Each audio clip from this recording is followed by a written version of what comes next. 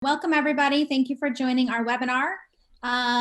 We have two amazing hosts today who are going to give us a really cool rundown of what NFTs are. And if you were like me, you had no idea what that is, they will enlighten you, because I had no idea and I was enlightened. So please listen in. I hope this is a great chat, and I look forward to hearing more and seeing what you guys think of this. So take it away, Nick and Lazybaer. All right, what's up, everybody? Let me get the chat up here just so I can see your questions as they come in. Please don't be shy if you have any questions, and I'm sure you will have some. As Jessie mentioned, it's a topic that can be a bit confusing, although it has just come into light. NFTs have been around for a while, I believe, Chris, since like 2010-ish time. NFTs have been a thing. It's just recently come to light. Just to start things off, so my name is Nick. I work with the community team with product and operations. So, bringing you guys cool new things like this. Potentially, we'll get to that later, and just regular operations processes that will. That help you to become a better member, to make Topcoder much easier for you. Again, strictly on the community side. And I'll have Chris introduce himself, because I know he's got some fun little titles he has, and he does a lot of cool innovation stuff. Yeah, so I'm Chris DeLaurentis, Lazybaer on the platform. I run innovation for our platform, and my goal is to make sure that we're always looking ahead to bring enhancements to our community and to the process, so that we don't, get left in the dust. And I think NFTs is a great place for us to dip our toe in and take a look at, because I'm sure everybody knows it's been making mainstream news now with the sales of, gallery grade NFTs through Christie's and other organizations. So I think this is an area that could directly benefit our members in a big way, and any creator in a big way. So I think this is a great thing for us to start exploring and moving forward with our community. Awesome. Thank you, Chris. As a little background with this, now, I feel like Chris has a great forefront in all these ideas. He keeps his knowledge attuned to what's coming up in the future, and I'm glad that he told me about this. And this was just maybe a couple months ago, before, like, for me, before I even heard about it in the mainstream. But he comes to me and gives me these examples of how other companies are doing this currently, and it was like, wow, this totally could match up with what we're doing here at Topcoder. And, my wheels start spinning. I start, asking him a lot of questions. I was right there where you may be right now, where you're like, okay, NFTs, sure. Like, heard of it. What is it exactly? Now, if we head to this, there we go. Next slide here. So, what is an NFT, and why did one sell for $69 million at an auction? Now, NFT stands for non-fungible token. Now, that's a crazy little word there. And let me just kind of go through what that means now. And what we're going to do is kind of take it backwards, right? So you think of a token. What does a token mean to you? In a real world sense, these things are tokens. A hotel key card, right? So you have a hotel key card, and I can go up to you and show you. I'd be like, I have a hotel key card. Great. What does it mean to me, right? What does that represent, though? This represents that I paid money for a hotel room, and and I have access to that room. That's what it shows me. It has no real value to you, right? But it kind of tells you what this represents. That's the kind of token. Another example, office ID card. So, their office makes you a little badge. It has your photo on it. It's got the name of the company. I can show it to you. What does that mean? It means I went through the application process. I went through an interview. I got hired, and now I work for this company. That's another type of token. And, along the same lines, driver's license. What does that mean? I have taken the driver's test. I passed it, and I can operate a vehicle. So these are tokens, right? That don't have like any real value. Like, this means nothing to you, right? This driver's license. Hey, Chris, here's my driver's license. You give me money for it? No, that's worthless to me. That means nothing to me. Even, if you look at currency, right? Currency, you have a nice crisp dollar bill in your pocket that's made out of cotton, not paper. And it's just a piece of cotton. It really has no inherent intrinsic value. It's not like a piece of gold. It's not a piece of food. You can't do anything with it other than say, hey, Nick, do you agree that this has value? And you go, yeah, sure, this has value. And now we can do something with it.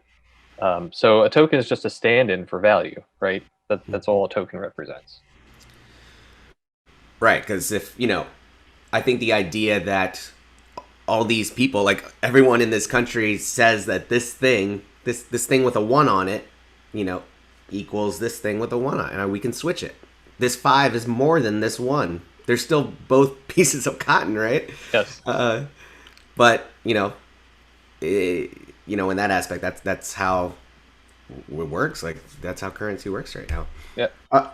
Moving on to the term fungible. Now that's the crazy word that I was like, wait, what is fungible? Is it fun? What is this? It's kind of like what you were talking about there, right? Currency. You can exchange 4 quarters and it gives you $1. They represent the same thing. The idea of being able to exchange equal amounts of it's not always money. It's just like an equal amount of something, right? Chris, do you have like more of a better example? Yeah, I mean, it's value. It doesn't have to be money, but it's value, okay, right? If I give you 4 slices of bread in a loaf, it's still a loaf of bread, right? That still has the same intrinsic value as a loaf of bread, whether I slice it or not. Mm-hmm. Same thing with $1, right? What makes it fungible, means changeable, is that they are interchangeable. That I can give you a slice of bread and you can give me a slice of bread, and they both have the same non-unique value. There's nothing unique about a slice of bread. Same thing with those dollar bills, right? I give you $5 ones and you give me a single 5.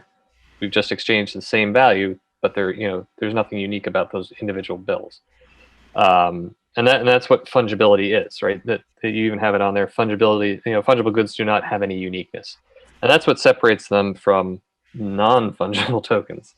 So I don't know if you want way to lead us into this one. Yeah. So as you were saying, non-fungible, right? So these are unique.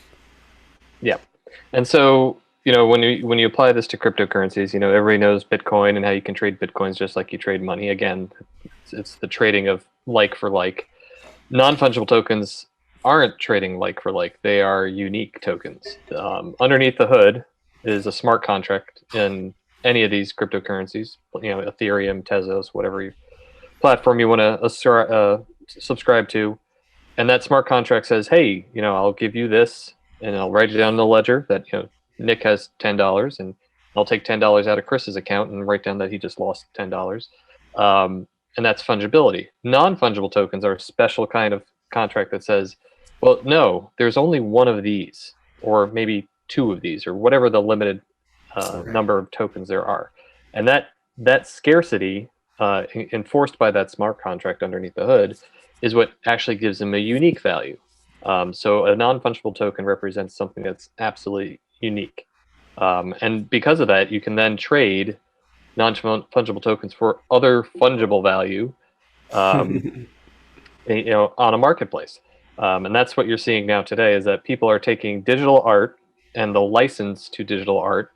And it doesn't have to be art, doesn't stop there. It could be anything that you want to ascribe to the token. Yeah, anything. And they're saying there's only one of these, and Nick is now the owner of it. Write that down in the ledger. Nick owns it. And then Nick wants to sell it to somebody. He said, Nick sells it to me, and the blockchain system says, oh, I'll write that down in the ledger. Now it belongs to Chris. Same thing that you do with fungible tokens, but in this case, you can't create any more of them. So there's that scarcity. That's what really drives the value. Just like you can't create another Mona Lisa, there's only one. You can make copies of it by taking a picture and printing out copies, but it's not the original. And Nick owns the original, right, Nick? Yeah, that's over here. You can't see it, but Yeah. the original's right there.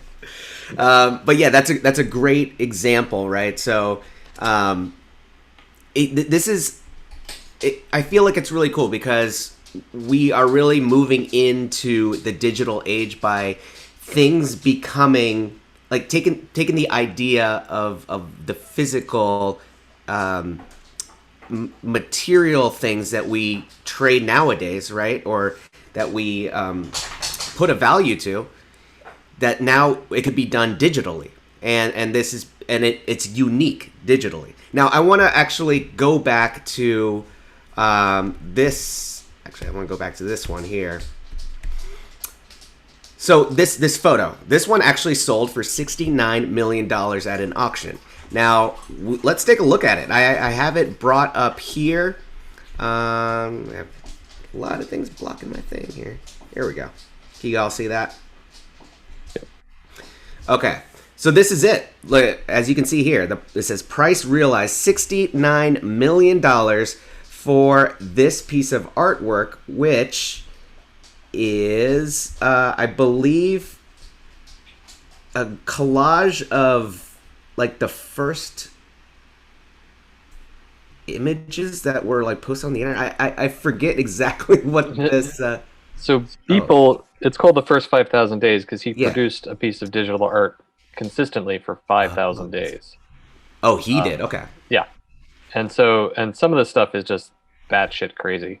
I mean, there's pure garbage in there, and but some of it is amazing. You know, you look at some of the stuff and it's very, very cool. It's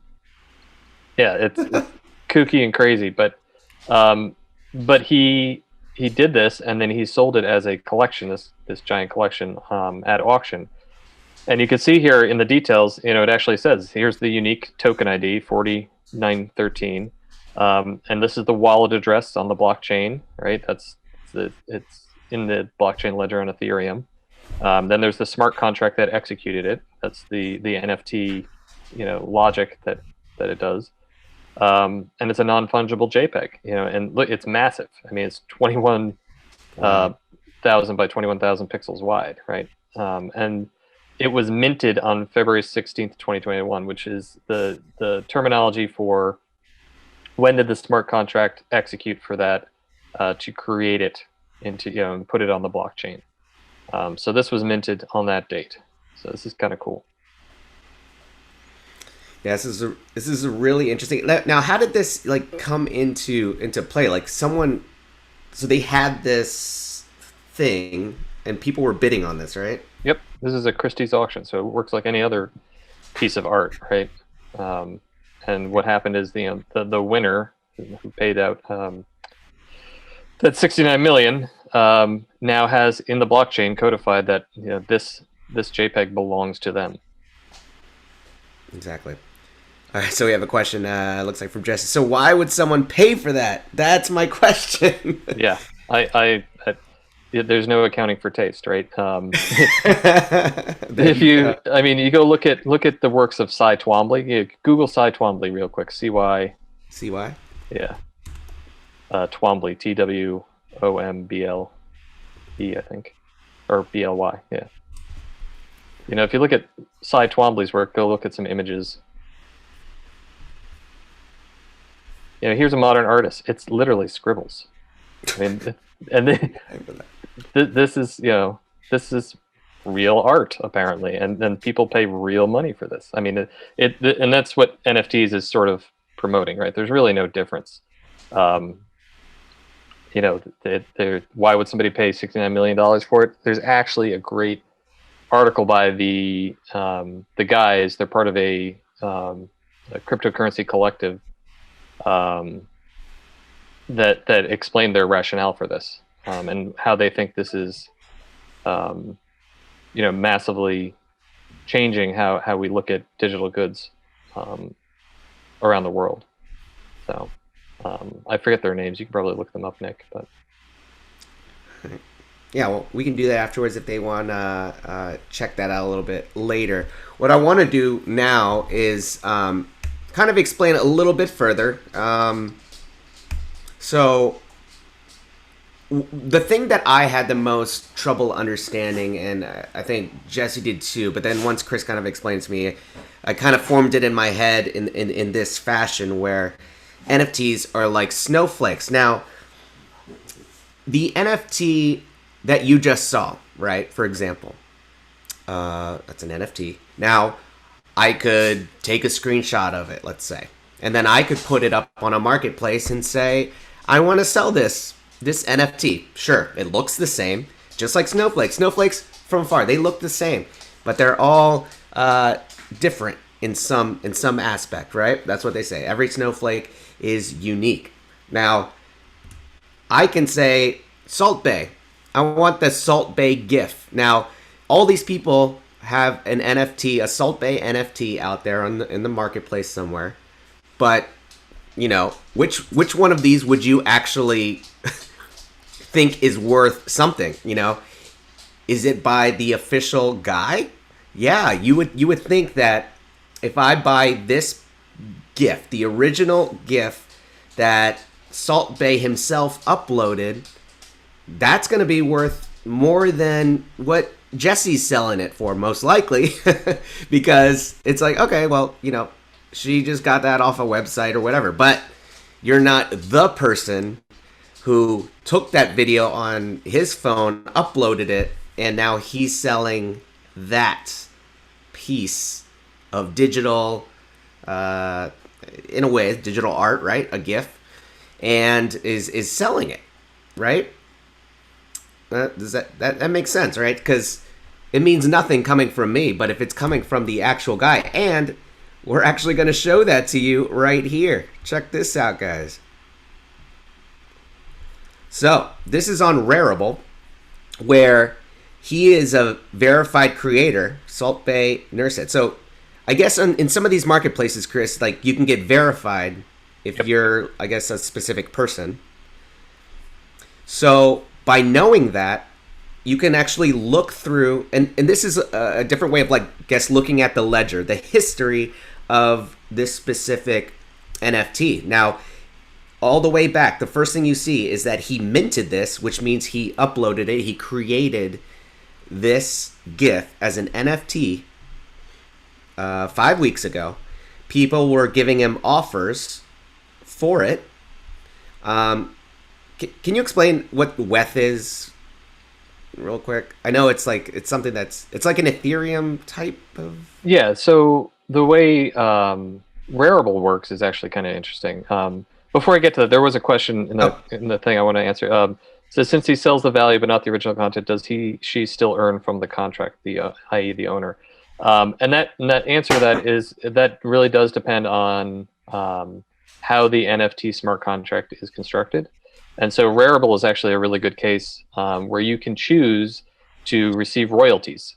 So when this piece of art moves from one hand to the next, you can actually get a slice of that, which is why this is really actually a great revenue model for creators and an incentive for creators, because they can continue to gain value from stuff that they produce over time. And so, what Rarible has is their own token to incentivize the members of their community, the creators in their community, and they can trade this token. This is another Ethereum-based token. WEF is, I believe, wrapped Ether, just another token. But you can see, as the bidding process happens here, this is just like a Christie's bid, right? Mm-hmm. Somebody says, I'm going to offer you this much. And as you scroll through time here, you can see... Yeah, so you can see, like, it starts with 1. Someone's like, I'll give you 1 for this. I'll give you 1.3. I'll give you 3. And then Salt Bay says, no, I'm going to put this on sale for 30 Ethereum. So people are like, okay, I'll give you 4 for it. And so we got 4, we got 5. Some people not doing too much. And then he's like, okay, maybe that was too high. I'm going to put it up for 21 now. I'm gonna put it down to 21. Yeah. Someone offered 10, so not all of it yet. And then someone finally bought it for 21 Ethereum. One Ether is $3,553. What? No, I didn't say your name. Although Although it says highest bid here 5 WETH, but Yeah, so that's wrapped ether, which is right. that's wrapped in another token. Oh, So this is actual Ethereum. Okay. that's actual Ethereum, yeah. And so that's the kind of other cool thing is Ethereum-based tokens are convertible, so you can trade in different tokens. But the important thing here, though, to point out though, is that this history is all encoded on the blockchain. Anybody, if Rarible goes away tomorrow, this still lives on the Ethereum blockchain, and people can go look up these transactions and these happenings. And so the certificate of authenticity, so to speak, is really what you're getting. Just like at Christie's auction, you get a certificate and the history of that piece of art. That's what you're getting.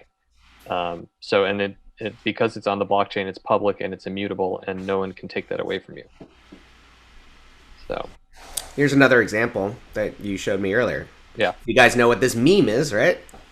So this woman, now she's grown up, put this up, right, of her and in this meme that had become famous. And you want to show us what we're seeing here? Yeah, so it's the same thing here. This is another sort of marketplace. It describes, sold for 180 ether, that's 635,000 US dollars. And it's got the same sort of mechanics here where you can bid and you can see all the transactional happenings. But what I was talking about before, which is kind of neat, on the left-hand side there, is a couple links that dive you directly into the different blockchains. So on the top is the Etherscan, right? You can pop that out and take a look. And this shows you the actual executions of this smart contract, and who the wallet holders are, and all the details of how this actually executed when this NFT was minted, and so on and so forth. So you can actually drive into any of these transaction hashes. You can see where it went from and who it went to, so on and so forth. So this is the transparency portion of this whole process. So you can kill this one. And then what a lot of these marketplaces are doing is they're putting the actual asset, the image file, onto the interplanetary file system, which is a very cool distributed ledger for files. So you can see if you click on the view on IPFS, there's the actual JPEG living out, spread across, sharded across, all the nodes of the IPFS around the world. So you can't actually you destroy it. Like, it's not like you could lose this. It's now spread across a whole chain. There was another question from Robinson. Since some cryptocurrencies are limited and value may depreciate, what of the NFT's value in next 5 to 10 years or more? I think that's like anything else. A piece of art could become very fashionable, or a piece of art could depreciate in value as well. I think that's the difference, though, is that maybe you paid so much in ether for that, and the ether goes up or down. You still retain the ownership of that NFT, and you could potentially trade for it in another token, right? That could the values in the actual asset itself. It's not necessarily just because you paid for so much ether for it. Fajar says the girl gets the whole dollar amount. It's all How about the photographer, the first person that posted online, and others related to this meme? Did they get a share too? No, that's what's really interesting. Right now, it's sort of a land grab. People are putting their art out and their memes and whatever, and trying to gain as much value as they can. In this case, you have the original author of this image, right? Her dad took this picture of her, but no one down chain actually got any value out of this. And she actually, I believe she donated this money to a nonprofit cause. But as these marketplaces mature and this becomes sort of the standard for transferring digital assets, you could build into your smart contracts those sort of royalties and value share to other people. The photographer, the network of people that shared it, so on and so forth.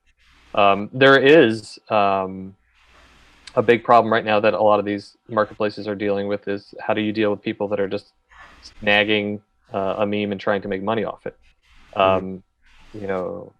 and this is a big problem, and it's being actively worked on by different marketplaces, how to treat that, how to find that, how to ascribe original ownership to stuff.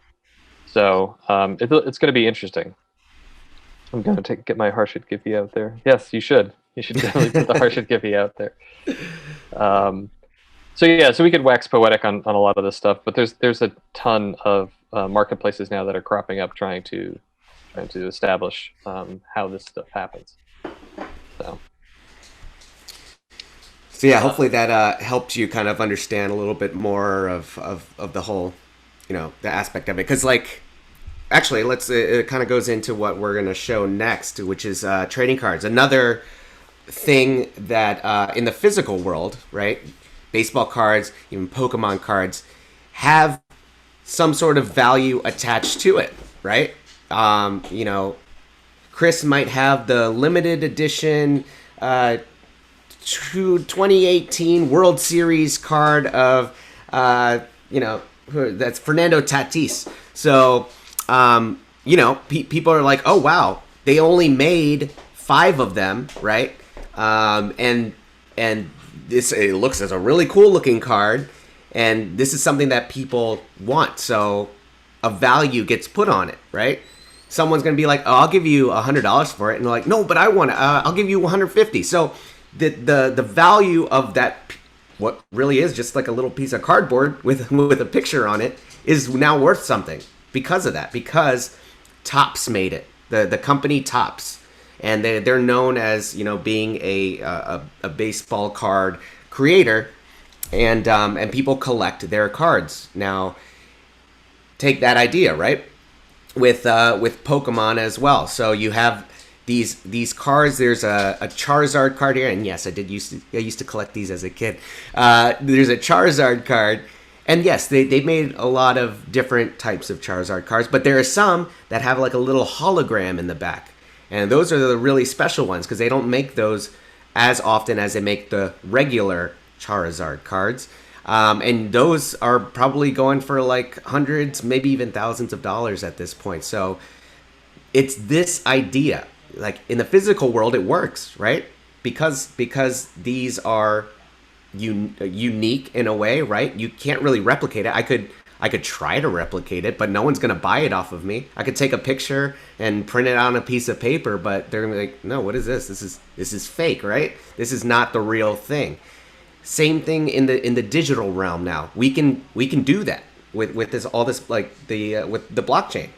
Is that everything can be unique, and we can say it's unique because it has its own code as well. So an example of this that the NBA is actually doing really well right now, I think, the way that they're using NFTs and how you can collect NFTs that are basketball related. Now let's say I'm a Wizards fan, so let's go to the Wizards here, and look at this. This is an NFT, and it's just, maybe it could be a GIF of of a specific play just for a second. That's kind of making it more of a digital asset too, right? Because your basketball card can't move, so they're making it a little more interesting that way. So let's say we have a Russell Westbrook card, right? You're a wizard, Harry. You a wizard, Harry. All right, look at him, right? Taking it to the hoop, making that guy look silly. So it has all these statistics. It says that there's only 1,812 for sale. And you would have this. You could click through it. You could see that was the score of the game. That's what it was.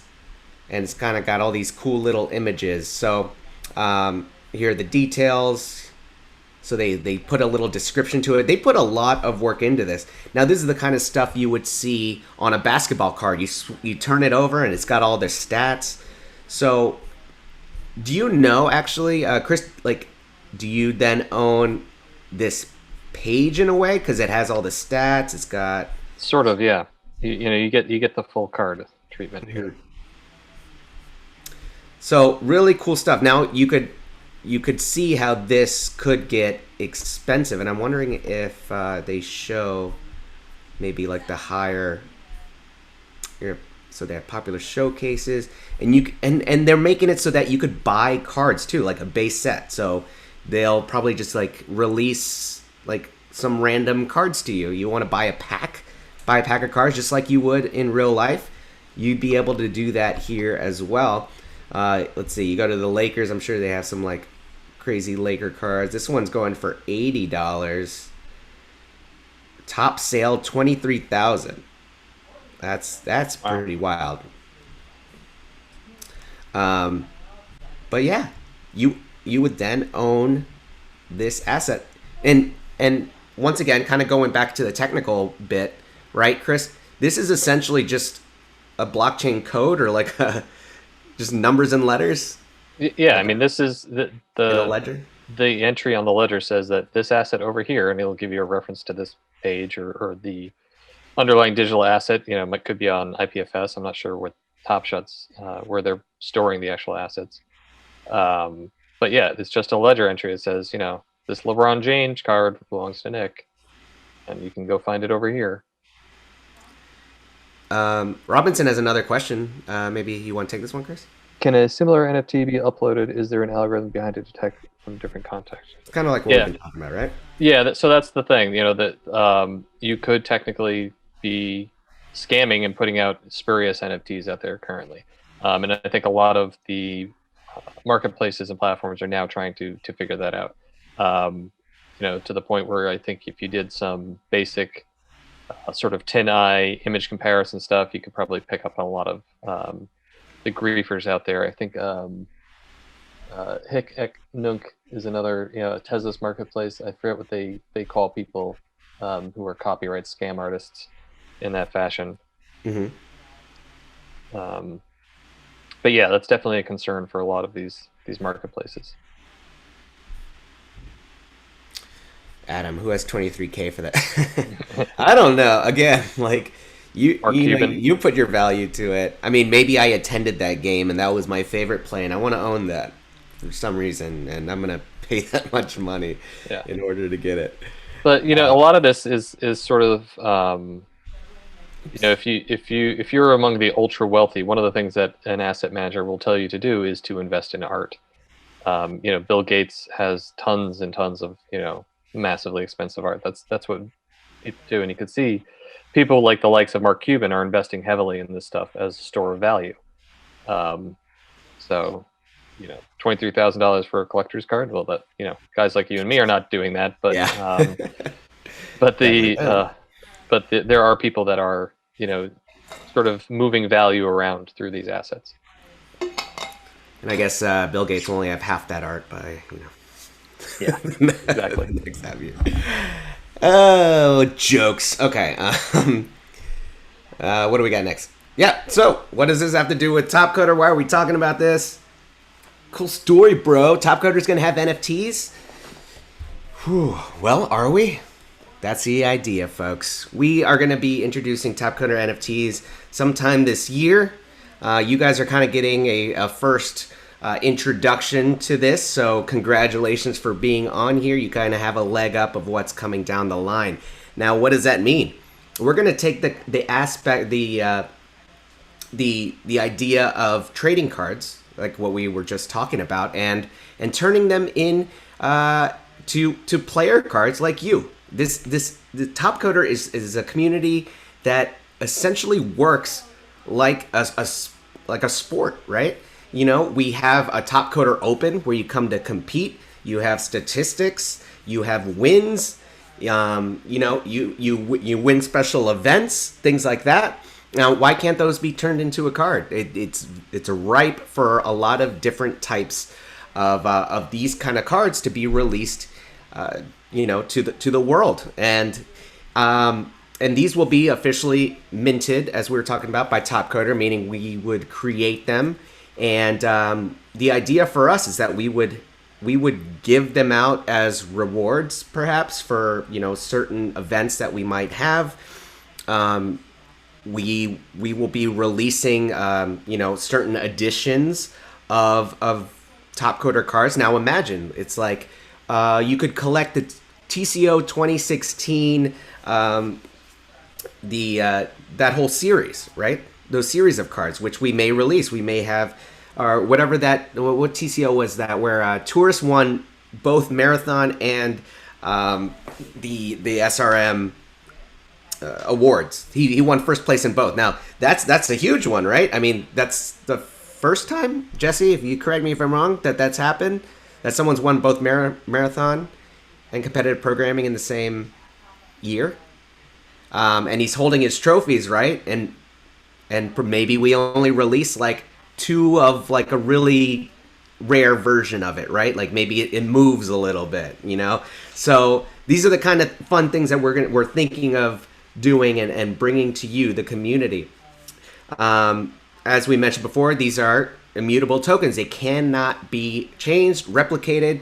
Again, sure, you can go ahead and try to create an NFT that looks exactly like it, but, you know, as far as blockchain we have the blockchain to prove it, right? Yeah, exactly. It's like, yeah, show me on blockchain that's a Topcoder minted trading card. We're looking at coming up with various rarities, kind of like I mentioned, you know, that Charizard card I was talking about. They made a lot that, you know, just looked like any other card, but there were some that had holographic background. So, you know, we could create gifts for those and only release 5 of them. Those could become pretty rare for you. You can tuck that away into your wallet and potentially trade it down the line, or, you know, for money possibly as well. Have limited series, again, like I mentioned. You have a Topcoder series we could do. We could have a Design Month series, something that's happening right now. There's the options are limitless of the type of cards that we can create. And again, these cards are going to be of you. Maybe we'll bring back the Topcoder Member of the Month, and we will release some cards of that series, right? So this is the May 2021 Member of the Month. Boom. Design, development. This is really crazy. The ideas are flowing, and we're excited to bring this to you as well. As I mentioned, complete the sets, gather your favorite members. This is a thing that, you know, that we're going to be bringing to you. You guys are going to be the ones that kind of make it, you know, a thing. This is going to be really fun. As we evolve over time, we may change up the design a little bit here and there, but you know, getting in on the ground floor, right? Like you say, oh, these are the first edition Topcoder cards. This is what it used to look like. Not many people have it anymore. So hey, you want this one? I'll give it to you for, you know, whoever the new person is 20 years in the future that's just crushing the competition. So that's kind of what we want to bring to you guys, and we're really excited, and hopefully you guys are too. I don't have the chat up anymore. I don't know how excited people are. There's some questions in the chat. I'll field. Okay. Cool. So let me just make sure I didn't miss any. So what is the ownership in this context? Can the owner now sue Nick for showing his Beeple JPEG? You know, because this is such a new space, I think the legality of a lot of the stuff is going to shake out over time, and we haven't seen yet any suits of this fashion. But I could see, because of the fact that there is a immutable record of ownership, that you could take that to court. You could, you know, say, this is my digital asset, and you utilized it in your ad or whatever. You're now subject to copyright infringement. I think that would stand a legal test. So I don't think we've yet seen any of that happen, at least not that I'm aware of. But I absolutely think that will shake out in the not too distant future about, you know, copyright and copyright infringement, which is an important thing. So the other part of this is that it doesn't have to just apply to digital assets, right? Digital art. This could apply to any kind of a digital asset, be that intellectual property of, you know, code, perhaps. It could be a book. It could be anything, really. This is just a certificate of authenticity of ownership, is really all that it is. So I would think that in the case of a legal standard, that this will actually support artists and creators even better than it has before in the digital world. Let's see what if Kirill says, if the NFT assets are not stored on IPFS, what is the security measure that it can't be replaced by link rot, changing the associated link? That's a very valid point, and I think that's exactly why most of these marketplaces are putting them on the IPFS, which is another immutable record. So if as a creator, I would not engage with a platform that didn't have that covered. If you look at Rarible, they're using IPFS. That Foundation app, DApp, is using IPFS. So I think right now, like I said, this is very Wild West in a new space. So that it Kavit Aptor, if you're a creator, I would actually, I would want to go look about what the underpinnings of that marketplace that you're minting on are before you mint. Let's see what else is there. These cards will be very limited to our community only, while in other marketplaces in public area. How do we increase the value of the future? What's the plan? So that's a really good question. And scarcity brings value, but if you can't do anything with it, what's the point? The plan is, and we're still working out the details of this. Nick, you can tell me if you disagree. I think the plan is to issue these on a open market right now, whether it's Rarible or OpenSea or Hidek Nunk or whatever the platform is, so that you can have portability and the value can transfer. I would like to, and maybe I'm letting a future cat out of the bag. I would like Topcoder someday to have our own marketplace. I think that would be a phenomenal thing for us to integrate into the platform, and I think it would do massive things for our creative community to be able to transfer assets across through Topcoder directly. NFT blockchain explorer and available wallets, linked or apps, compare market value.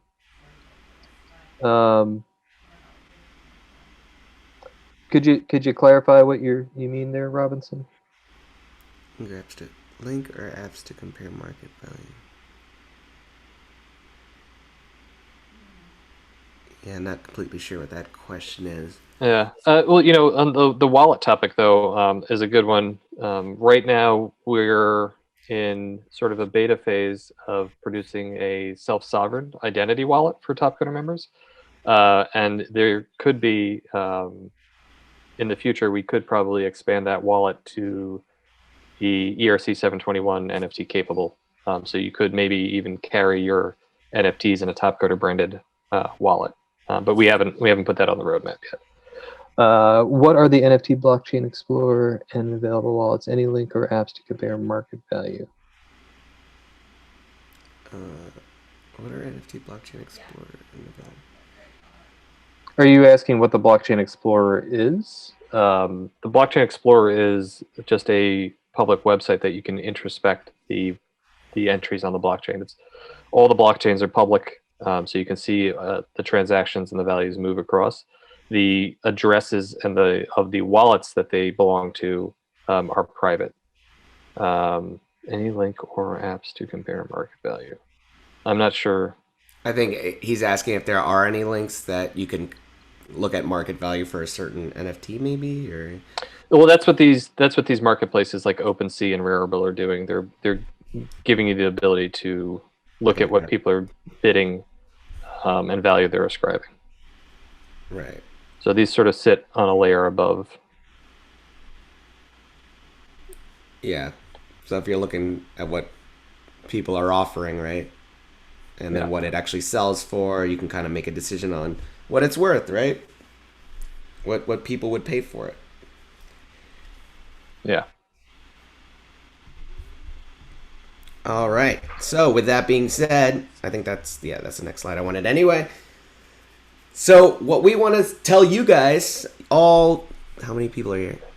24 of you, is to keep up with Topcoder news, because we, and I guess Jessie may have given it away right there, we'll probably be releasing our first NFT in some major event. Probably going to be some big competition, something that you won't have to code or be a great designer or be a great coder to do, something that everyone can do, but we will be giving away the first Topcoder NFT. Now, imagine what that could mean 10 years down the line. I have the first Topcoder minted NFT, and you could be one that gets it.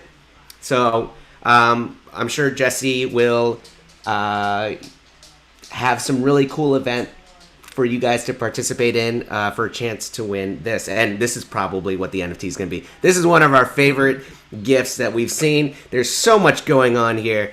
Harshit is just describing the sparks that he saw coming out of the power supply. And you even have this guy here. This is my favorite part because he's just like, who is this guy?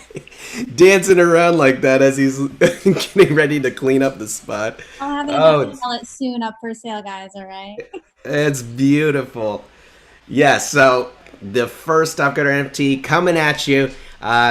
Keep up to date on your newsletters and all of our postings. We'll be sure to be posting it big at that time.